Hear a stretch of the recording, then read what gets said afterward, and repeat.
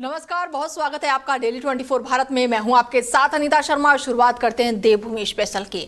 चंपावत जिले के दौरे से लौटकर मुख्यमंत्री पुष्कर सिंह धामी शुक्रवार शाम को अपने गृह क्षेत्र खटीमा पहुंचे। खटीमा नगर के रामलीला मैदान में आयोजित होली मिलन समारोह में मुख्यमंत्री पुष्कर सिंह धामी ने शिरकत की और इस दौरान सीएम धामी ने स्थानीय जनता को होली पर्व की शुभकामनाएं दी और इस अवसर पर विभिन्न सांस्कृतिक कार्यक्रमों की धूम रही। मुख्यमंत्री ने कार्यक्रम में स्थानीय लोगों के साथ फूलों की होली खेली और इस मौके पर सीएम धामी ने कहा कि खटीमा उनका घर है और यहाँ के लोग उनके परिवार हैं। उन्होंने कहा कि ऐसी योजनाएं हमारे सांस्कृतिक विरासत को संजोने के साथ युवा पीढ़ी को अपनी संस्कृति से जोड़ने का सशक्त माध्यम है।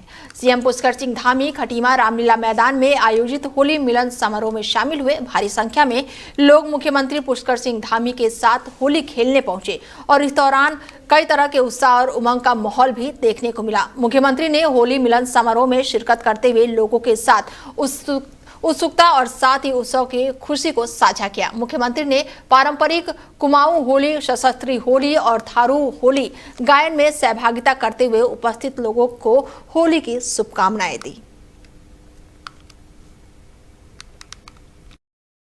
कार्यक्रम हो, बगल में लोहाघाट में कार्यक्रम हो या रुद्रपुर में कार्यक्रम हो, तो मैं रात को शाम को हमेशा आप सबके बीच पहुंचता हूं, क्योंकि ये मेरे लिए मेरे परिवार से मिलने का क्षण होता है। आप सभी का प्रेम, उल्लास, भाईचारे के इस पावन पर्व होली की मैं आप सभी को शुभकामनाएं देता हूं कि होली के रंगों की तरह सभी खुशियों के रंग आपके जीवन में घुले, आपको वो सभी प्रकार की खुशियां मिले। ईश्वर से मेरी प्रार्थना है कि आपके जीवन में सुख, समृद्धि और अच्छे स्वास्थ्य के रंग से ईश्वर आपकी सभी मनोकामनाएं भर दे, पूरी कर दे। भाइयों बहनों, ये होली मिलन समारोह ये हमारे बहुत समृद्ध हमारी परंपरा है, हमारी संस्कृति है, हमारी विरासत है। इसको आगे बढ़ाने का भी एक बहुत महत्वपूर्ण माध्यम ये होली मिलन समारोह होता है और इसके माध्यम से हम तमाम साल भर मन में कई बार कभी न्यूनता आती है, कभी उसमें संकोचन आता है, कभी थोड़ा हम अलग अलग हो जाते हैं, लेकिन होली एक ऐसा त्योहार है जो हमको गले लगाकर, एक दूसरे से गले मिलकर, मन में कोई छोटी चीजें हैं, न्यूनता है, उसको विस्तार देने का, उसको आकार देने का और आत्मीय होने का अवसर हमको ये होली का पर्व देता है। तो वहीं हरिद्वार की माया देवी मंदिर में शुक्रवार को रंग भरी एकादशी, जिसे आमलकी एकादशी भी कहा जाता है, भव्य रूप से मनाई गई। देश भर से आए साधु संतों ने पंचगज से होली खेलने के साथ ही भगवान विष्णु, माता लक्ष्मी और भगवान शिव और माता पार्वती से विश्व शांति और कल्याण की प्रार्थना की।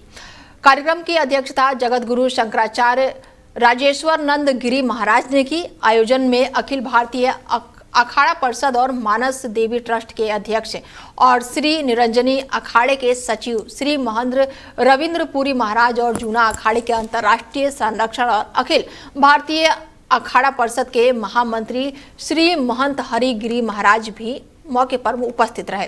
उन्होंने कहा कि बद्रीनाथ धाम, केदारनाथ, गंगोत्री धाम और यमुनोत्री धाम आनंद, मुक्ति और मोक्ष के द्वार हैं और ऐसी पवित्र नगरी में रंग भरी एकादशी मनाने का अवसर मिलना भगवान के विशेष कृपा का परिणाम है।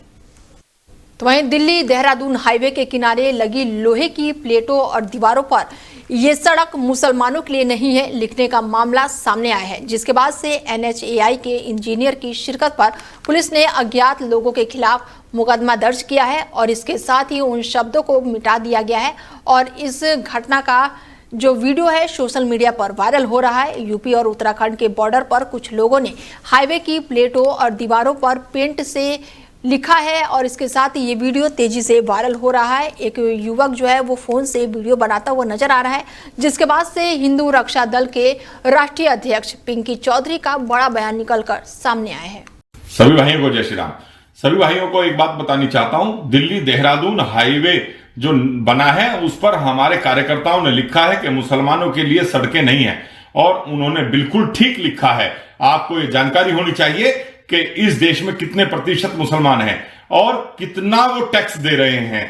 और आपको एक बात बता रहा हूं, और भारत सरकार को भी ये चिंता करनी चाहिए कि हमारे टैक्स का दिया हुआ पैसा, सारा लाभ ये लोग प्राप्त कर रहे हैं। जितनी भी सरकारी सुविधाएं हैं उनका लाभ ये जिहादी उठा रहे हैं। और आपको एक बात और बतानी चाहता हूं, आप लोगों को सभी को एक चीज और सोचनी चाहिए। बहुत भाईचारे का पाठ ये सरकारें पढ़ाती हैं हम लोगों को, लेकिन आपको एक बात और बताता हूं, हमारे मंदिरों का, जितने भी बड़े मंदिर हैं उनमें से सारा पैसा सरकार को जाता है। अगर ज्यादा ही भाईचारे का पाठ किसी को लग रहा है तो वो ये देखिए कितने मस्जिद मदरसों का पैसा भारत सरकार को जा रहा है। हमारा पैसा जाकर के और लाभ सारा का सारा इन जिहादियों को देना, ये कतई बर्दाश्त नहीं किया। वहीं भगवानपुर कोतवाली क्षेत्र के किशनपुर जमालपुर गांव में एक ही समुदाय के दो पक्षों के बीच विवाद ने हिंसक रूप ले लिया। दोनों पक्षों के बीच जमकर पथराव हुआ, जिसमें एक महिला सहित 3 लोग गंभीर रूप से घायल हो गए। घटना का वीडियो सोशल मीडिया पर वायरल हो रहा है। बताया जा रहा है कि दोनों पक्षों के बीच पिछले कुछ दिनों से तनाव चल रहा था। विवाद बढ़ने पर दोनों आमने सामने आ गए और एक दूसरे पर पत्थर बरसाने लगे। घायलों को सिविल अस्पताल में भर्ती कराया गया। वायरल वीडियो में छतों और गाली से दोनों ओर से पथराव होते हुए साफ दिखाई दे रहा है। मामले में एसपी देहात शेखर चंद्र ने बताया है कि घटना एक ही समुदाय के दोनों पक्षों के बीच है और पुलिस मामले की जांच में जुटी हुई है। वहीं उत्तराखंड में होली के दिन मौसम जो है पूरी तरह से साफ रहेगा। मैदान से लेकर पहाड़ तक चटक धूप खिलने की उम्मीद जताई जा रही है। हालांकि गर्मी परेशान कर सकती है, खास करके मैदानी इलाकों में सामान्य तापमान में 5 से 6 डिग्री तक का इजाफा देखने को मिल सकता है। मौसम विज्ञान केंद्र की ओर से जारी पूर्वानुमान के अनुसार 1 से 5 मार्च तक प्रदेश भर में मौसम शुष्क रहेगा, जबकि इससे पहले 28 फरवरी को पर्वतीय इलाकों में हल्की बारिश और बर्फबारी की संभावना है। हालांकि इस बदलाव से तापमान में कोई भी खास असर देखने को नहीं मिलेगा। केंद्र की जारी अनुसार बता दें कि उत्तरकाशी, रुद्रप्रयाग, चमोली, बागेश्वर और पिथौरागढ़ जिले के कुछ हिस्सों में हल्की बारिश होने का आसार है। खास करके 3000 ऊंचाई मीटर से अधिक ऊंचे वाले इलाकों में बर्फबारी के ज्यादा आसार है। वहीं शुक्रवार को आंकड़ों पर अगर नजर डालें तो दून का अधिकतम तापमान सामान्य से 4 डिग्री के इजाफे के साथ 27.0 डिग्री रहा, जबकि रात का न्यूनतम तापमान सामान्य से 3 डिग्री बढ़ोतरी के 13.6 डिग्री रहा। और ऐसा ही हाल प्रदेश के अन्य इलाकों का भी रहा है। दिन भर चटक धूप खिलने से मैदान से लेकर पहाड़ तक गर्मी का असर हुआ है। वहीं भारत तिब्बत सीमा पुलिस बल ने 34वां बटालियन में कमांडेंट अनिल सिंह बिष्ट के नेतृत्व में सेवा और एकता को बढ़ावा देने के लिए 34वीं विहीन चिकित्सालय में सुशील तिवारी अस्पताल हल्द्वानी के सहयोग से रक्तदान शिविर का आयोजन किया। और इस रक्तदान शिविर में करीब 50 हिमवीर जवानों ने अपने नैतिक कर्तव्य का परिचय देते हुए रक्तदान किया। और इस अवसर पर कमांडेंट अनिल सिंह बिष्ट ने कहा कि हमारा बल न केवल राष्ट्र की सुरक्षा के लिए प्रतिबद्ध है, बल्कि समाज के प्रति अपने मानवीय दायित्वों को भी समझता है। और आज रक्तदान शिविर आयोजन किया गया है, जिसमें से करीब 50 हिमवीर जवानों द्वारा रक्तदान किया गया। उन्होंने कहा कि स्वास्थ्य जवानों और रक्तदान करना मानवता की सबसे बड़ी सेवा है, जिससे किसी भी जरूरतमंद मरीज की जान बच सकती है। तो वहीं भगवानपुर हाईवे पर दर्दनाक सड़क हादसे का मामला सामने आया है, जिसमें एक युवक की दर्दनाक मौत हो गई है। बता दें कि पुल के पास दुर्घटना में ये जान गई है और ऐसे में बाइक पर सवार था युवक और हादसा अचानक होने की बात भी निकलकर सामने आई है। प्रत्यक्षदर्शियों के अनुसार टक्कर इतनी भीषण थी कि युवक की मौके पर ही मौत हो गई।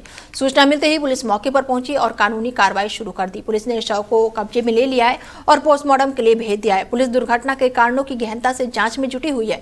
लापरवाही या अन्य वाहन की संलिप्तता पाए जाने पर सख्त कार्रवाई की जाएगी।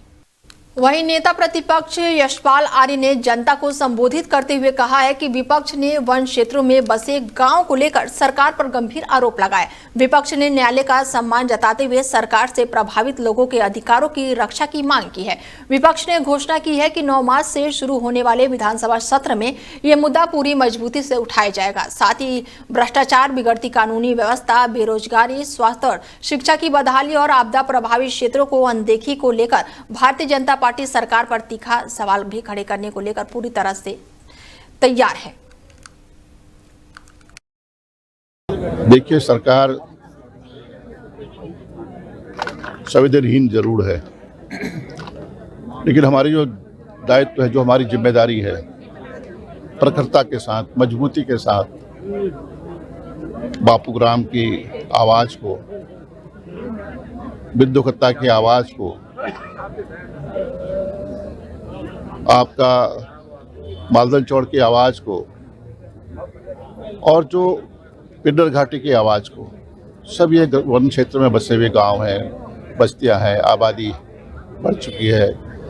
अब ये 75 साल पुरानी बसासत है, 75 साल से यहाँ लोग रह रहे हैं और माननीय न्यायालय का हम सम्मान करते हैं, लेकिन सरकार की भी तो कोई जिम्मेदारी है।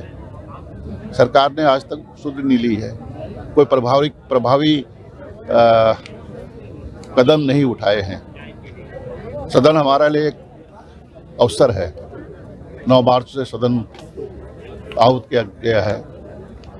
सदन में प्रखरता के साथ बापूराम की आवाज़ को, बग्गा चौवन की आवाज़ को, मालदन चौड़ की आवाज़ को, सुंदर खाल की आवाज़ को, पुछड़ी की आवाज़ को, पिंडर घाटी की आवाज़ को और बागजाला की आवाज़ को, कई ऐसे गांव हैं जहां पर आज डर और भय का वातावरण बना दिया है भारतीय जनता पार्टी सरकार ने। उनके हक छीनने जा रहे हैं, उनके हकूक़ छीने जा रहे हैं। ये हमारी जिम्मेदारी है, नैतिक जिम्मेदारी है। हम विपक्ष में हैं तो निश्चित रूप से प्रखरता के साथ, मजबूती के साथ मैं और हमारे सभी सम्मानित विधायक पूरी तथ्यों के साथ, सबूतों के साथ, प्रमाण के साथ इस मामले को सदन में उठाएंगे और सवाल पूछेंगे सरकार से कि आखिरकार कब तक ये लोग धरना प्रदर्शन करने को मजबूर होंगे, कब तक इनकी सुध दी जाएगी। देखिए, सरकार वहीं उत्तराखंड में 4 धाम यात्रा को लेकर तैयारियां तेज हो गई है और इसी क्रम में मुख्य सचिव आनंद वर्धन की अध्यक्षता में 4 धाम यात्रा 2026 को लेकर एक समीक्षा बैठक की गई, जिसमें दर्जनों विभाग के अधिकारी एक ही छत के नीचे बैठे और साथ ही सफाई और बिजली जैसे मुद्दों को लेकर मंथन भी किया गया। 4 धाम यात्रा में केदारनाथ, बद्रीनाथ और स्वास्थ्य सुविधाओं को स्थिति हमेशा से चिंता का विषय रहती है। ऊंचाई पर यात्रा करते वक्त हृदय रोगी या फिर बुजुर्गों की तबीयत बिगड़ना असामान्य नहीं है और ऐसे में मुख्य सचिव ने स्वास्थ्य सचिव से बातचीत की और ऐसे में ये पूरी जानकारी निकलकर सामने आई है। मुख्य सचिव ने कहा है कि यात्रा मार्ग पर संतुलित बिजली आपूर्ति सुनिश्चित की जाए, वहीं ट्रैफिक व्यवस्था को लेकर भी बेहतर इंतजाम किए गए हैं। 4 धाम यात्रा के लिए देश भर से लाखों श्रद्धालु उत्तराखंड पहुंचते हैं और ऐसे में जाम एक बड़ी समस्या है और इस बार आपदा प्रबंधन और पुलिस विभाग को निर्देश दिया गया है कि यात्रा मार्ग पर जहां भी जाम लगे, भीड़ हो या फिर कोई भी आपात स्थिति बने, यात्रियों को व्हाट्सएप अलर्ट के जरिए तुरंत ही सूचना दी जाए। और इस बार 4 धाम यात्रा के दौरान तकनीकी मोर्चे पर एक नई पहल होगी। प्रमुख धार्मिक और पड़ाव स्थलों पर QR कोड लगाए जाएंगे, जिन्हें स्कैन करते ही यात्रियों को उस जगह की पूरी जानकारी मोबाइल पर ही मिल जाएगी। इसके अलावा रास्ते में स्पष्ट साइनेज भी लगाए जाएंगे ताकि पहली बार आने वाले यात्री भी ना भटके। यात्रा संचालन के लिए एक मानक प्रक्रिया यानी कि SOP भी जारी की जाएगी। फिलहाल बुलेटिन में मेरे साथ इतना ही। दीजिए इजाजत, नमस्कार।